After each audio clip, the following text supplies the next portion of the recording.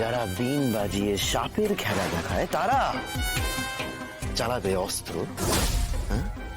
তারা তীর ছুড়বে, তারা বল্লম ছুড়বে, তারা তরবারি চালাবে। এ তো হাস্যকর বিষয় মহারাজ। আপনি কি আবার উন্মাদ? মন্ত্রীপুত্র রুদ্রনাথ, বাক সংযত করুন। রাজসভায় দাঁড়িয়ে মহারাজকে উন্মাদ বলার সাহস আপনার হয় কিভাবে? রুদ্রনাথ হয়তো ভুলে গেছে, উনি যখন গুপ্তভাবে পলাশপুরে আক্রমণ করেছিলেন তখন এই বিন বাজানো বেদিনী জ্যোৎস্নার সাথে লড়াই করতে গিয়ে কেমন নাস্তানাবুদ হতে হয়েছিল।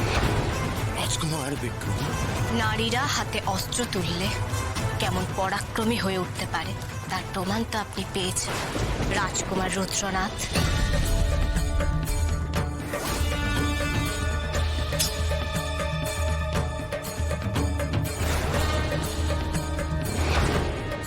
সুতরাং এই নিয়ে আর কোনো কথা আপনার মুখে শোভা পায় না।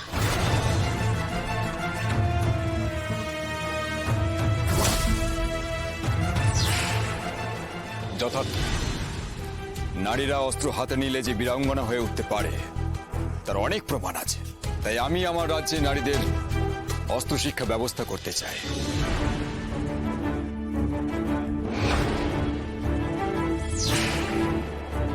এই অত্যন্ত শুভ চিন্তা মহারাজ। আমি শুধু এইটুকুই বুঝতে পারছি না যে বেদে গ্রামের মেয়েদের অস্ত্র শিক্ষা কেন? যে মেয়েরা সাপেদের নিয়ে খেলা করে তাদের সাহসিকতা নিয়ে আমার কোনো সন্দেহ নেই পদ্মাবতী।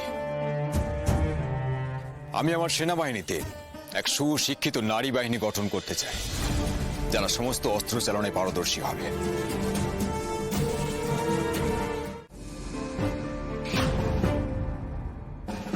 বলো তো, এখানে কি কি অস্ত্র আছে? এটা তরোয়াল বা তরবারি।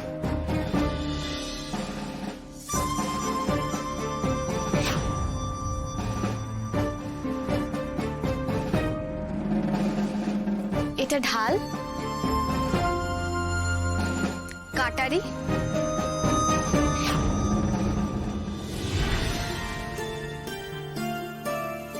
ধনুক, গদা আর এটা বল্লম বা বর্ষা।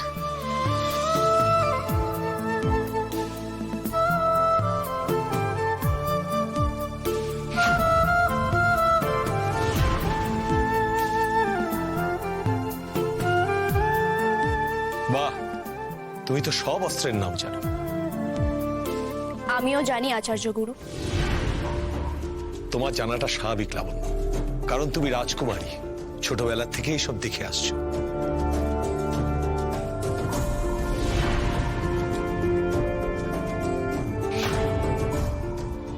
বন্ধু, এই অস্ত্র শিক্ষা জ্যোৎস্না এবং ফুলির খুব কাজে লাগবে, তাই না?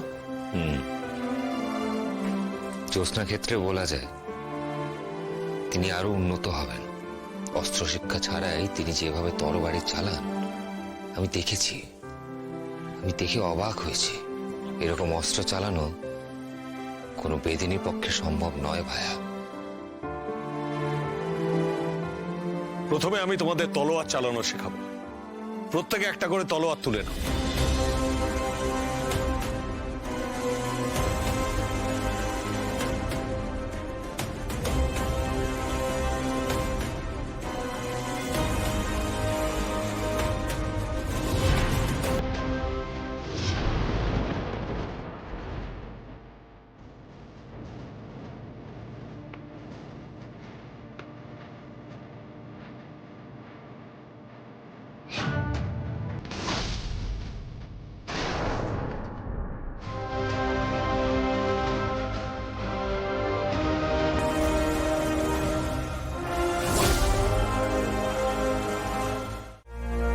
আক্রমণ প্রতিহত করার পর ওই শত্রুর দিকে চোখে চোখ রেখে তাকে আক্রমণ করতে হবে, ঠিক এইভাবে।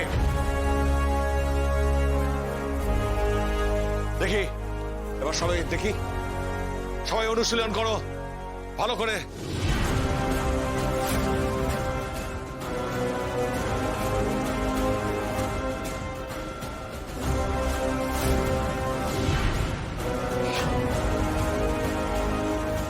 সবাই মনে রাখবে যে আক্রমণ করার আগে আগে আত্মরক্ষা করতে হবে।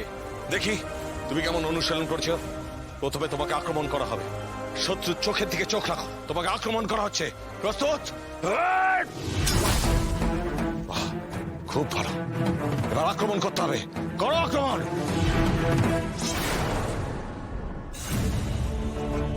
বাহ, খুব ভালো।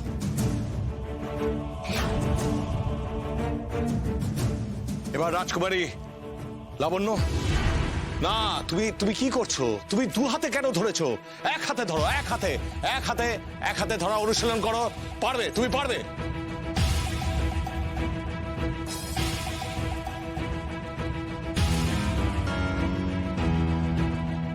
এবার তোমাকে আক্রমণ করা হচ্ছে, শত্রুপক্ষের চোখের দিকে চোখ রাখো। নাও, তোমাকে আক্রমণ করা হচ্ছে। ভুল করছো, ভুল হচ্ছে রাজকুমারী লাবণ্য।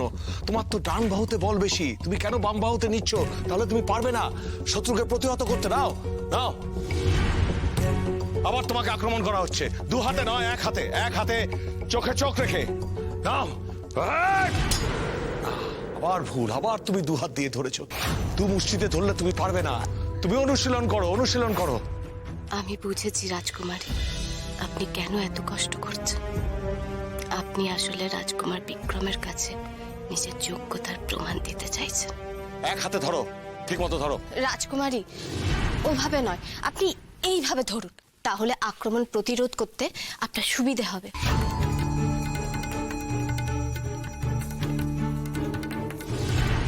বেদিনী জ্যোৎস্না, এখন তুমি আমাকে তরোয়ারি চালানো শেখাবে?